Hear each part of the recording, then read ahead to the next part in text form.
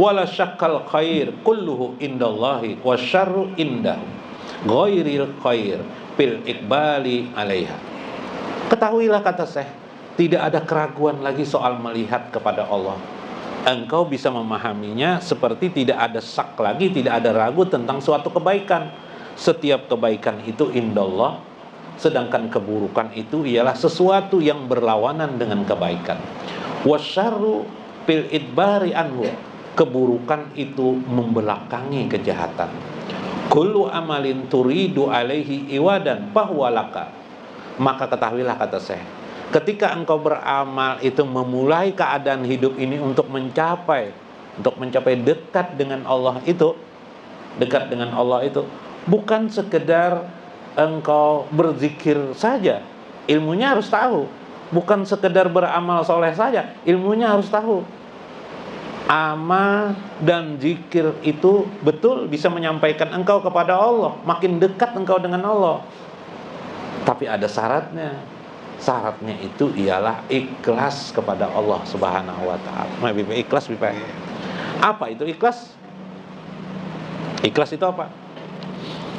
Nah, tiap-tiap amal, kullu amalin turidu alaihi iwadan, selalu dia, setiap amal yang seorang kerjakan, pasti dia mengharapkan balasan. Iyalah.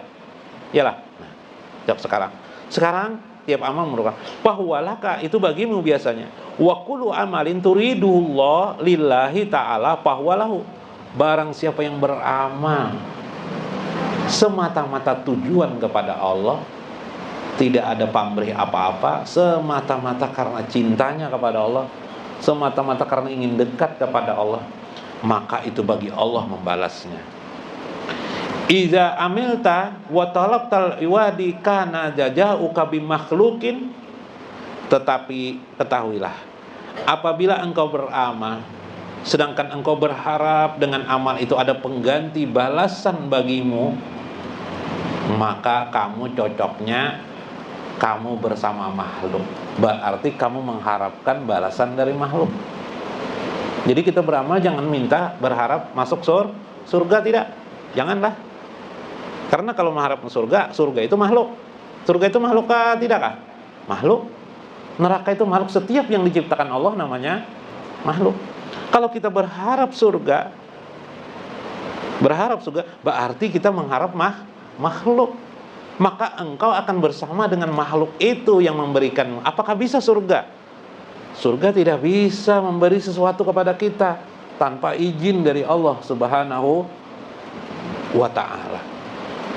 Wa iza amilta liwajhillahi ta'ala kana jazauka qarbika minhu wa nazru ilai. Bila engkau beramal semata-mata karena wajah Allah, ingin mendekatkan diri kepada Allah, maka balasan bagimu adalah akan menjadi dekat dengan Allah Subhanahu wa ta'ala, wa najru ilaihi, dan akan melihat dengan Allah Subhanahu wa ta'ala. Makanya ada dalam Al-Quran, wujuhu yawma ijin nadirah wa ila rabbihim nazira. Berseri-serilah wajah mereka, ujar Al-Quran. Orang-orang itu orang-orang mukmin karena mereka melihat Tuhannya di akhirat kelak. Nah, itu balasannya, wan nazru ilai, akan melihat Tuhan. Ini kalau orang tidak mengharap apa-apa, tidak mengharap surga, apalagi pujian manusia, tidak mengharap pujian manusia, maka orang itu akan mendapatkan itu. Tetapi la tatlab al-iwad ala a'malika bil jumlah isid dunya wa isil akhirah hum ma siwallahi ta'ala bil idafati ilaiha. Tetapi janganlah engkau menuntut suatu pengganti atas amalmu itu kepada hal-hal yang bersifat dunia. Isid dunia, tentang segala hal kehidupan dunia, wa isil akhirah, tentang segala kehidupan akhirat. Surga itu kehidupan akhirat. Apapun juga, humma siwallahi ta'ala, semua itu bukanlah Allah. Semua itu hanyalah makhluk Allah Subhanahu wa ta'ala bil idafati alaiha. Sementara makhluk-makhluk itu bertahan dan hidupnya itu adalah juga bergantung kepada Allah Subhanahu wa ta'ala. Nah, sedikit dalam Imam Qushairi, baru 15 menit lah. Nah, pegang mana? Dalam Imam Qusairi, dalam Risalah Qusairi, Imam Qusairi menjelaskan sebuah penjelasan dari hadis Nabi Shallallahu Alaihi Wasallam. Kata beliau, An Anas bin Malik radhiyallahu anhu qala Rasulullah Shallallahu Alaihi Wasallam, salasun la yaghillu alaihinna qalbu muslimin. 3 perkara yang tidak akan membelenggu hati orang muslim itu. Tidak membelenggu, tidak akan menghalangi hatinya untuk mencapai kepada Allah. Karena kita ini sebenarnya mendekati Allah itu dengan hati. Lah, dengan hati. Bukan dengan tubuh. Karena tidak bisa mendekati Allah itu dengan tubuh, tidak bisa. Jadi dengan hati. Ikhlasul amalillahi. Pertama adalah amal orang muslim itu seharusnya ikhlas karena Allah. Wa munasahatu wulatil umur walujumu jama'atil muslimin. Yang kedua, berani memberi nasihat kepada para penguasa.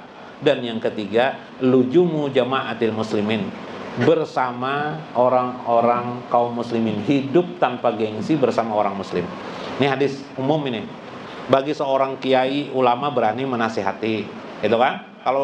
Kalau bukan kiai itu bisa menasihati, diam aja. Yang penting ikhlas beramal. Wa qala ustadi, berkata guruku ada kaik, maksud saya Qusairi, al-ikhlas, ikhlas itu ialah ifradil haqqi subhanahu wa ta'ala fi ta'ati bil qasadi. Ya, ikhlas itu ialah bersendirinya tujuan hati dalam ketaatan itu hanya Allah Subhanahu wa ta'ala. Titik. Oh, itu. Kayak apa, Bib? Jadi semata-mata karena Allah Subhanahu wa ta'ala saja, selesai. Tidak ada yang lain. Takut dengan neraka tidak. Hanya takut dengan Allah. Kalau dijauhi Allah, ingin dekat bersama dengan Allah. Nah, ini paling mulia, ini paling penting nih. Ini amalan orang ikhlas. Tanpa ikhlas ini amal tidak mungkin diterima. Wa huwa ayyurida bi ta'ati taqarrub ilallahi subhanahu wa ta'ala duna aysai'in akhar. Itu bermakna dikehendaki ialah ketaatan itu hanya untuk dekat semata-mata kepada Allah Subhanahu wa ta'ala, tidak ada yang lain. Seperti mintasanu ili makhlukin, karena ingin dipuji, dilihat oleh manusia, au iktisabin muhammadati indanas, karena ingin menjadi orang yang dieluk-elukan oleh manusia. Tidak boleh itu gugur ikhlas. Au mahabbati madhim minal khalqi, atau pujian-pujian lainnya daripada manusia. Au makna minal ma'ani siwat taqarrubi bihi ilallah, apa saja selain daripada mendekatkan diri kepada Allah, itu berarti amal itu tidak ikhlas, sia-sia, tong kosong, bunyi nyaring bunyinya. Subhanallah. Maka al-ikhlas itu yuqala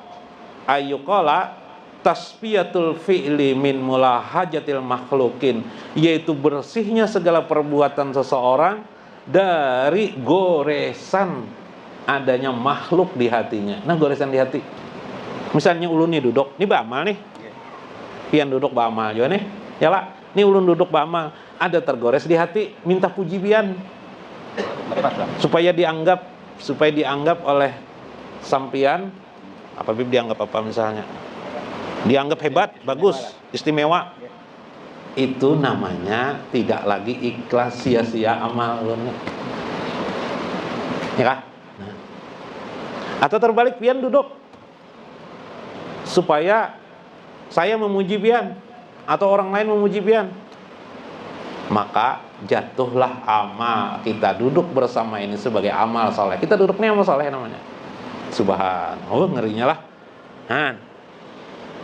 Nah, itu penting kita belajar lah. Kalau tidak belajar, ya hancur. Nabi SAW bersabda, qala al-ikhlas sirrun min sirri. Ikhlas itu, ujar Nabi, Allah berfirman,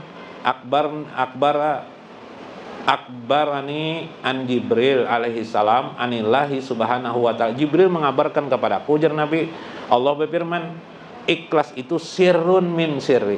Ikhlas itu adalah rahasia daripada rahasiaku. Istaudatuhu qalba min ahbabtuhu min ibadi. Ikhlas itu sesuatu barang yang aku titipkan di hati orang-orang yang aku cintai daripada hambaku. Subhanallah. Berdasarkan hadis ini,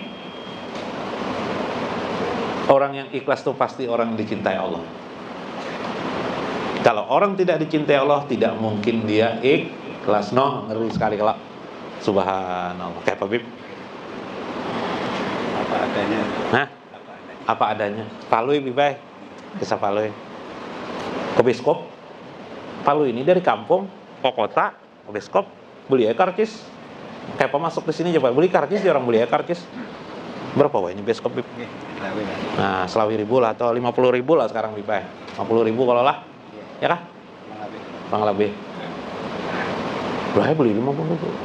Pas masuk ke dalam loket, masuk ke dalam bioskop tuh, karcisnya dirobek kurang. Wah, langsung menendang Paloy, mukul langsung dengan anu. Kenapa jadi karcisku dirabit di si Paloy? Berapa beli ini harga ini? Waduh, 50 ribu jar Paloy. Udah main-main ini, langsung marah Paloy.